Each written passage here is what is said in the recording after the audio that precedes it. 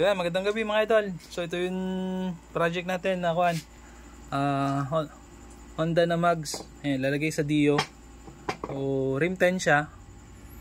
Tapos lalagyan ng malosi na disc. Pero itong malosi na disc kasi hindi tama yung butas niya. So magkaiba sila ng bolt pattern. So yan.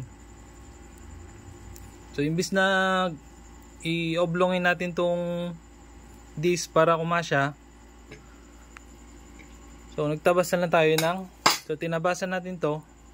Nagdesisyon kaming gumawa na lang ng conversion plate. So tinabasan to, kung gaano kakapal yung gagawin conversion plate, yun yung itatabas dito para eksakto pa rin yung alignment ng disc.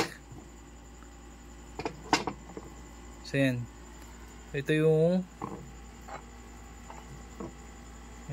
billet alloy natin. Tapos ito na yung ginawa natin. So yan siya.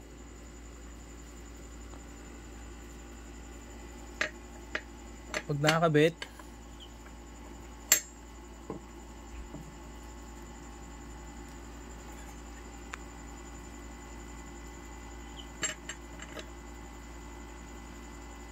so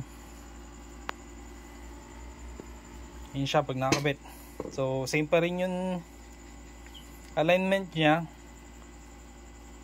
kasi nagtabas tayo dito sa mags. So ganyan siya. Ayan, napoporma pa.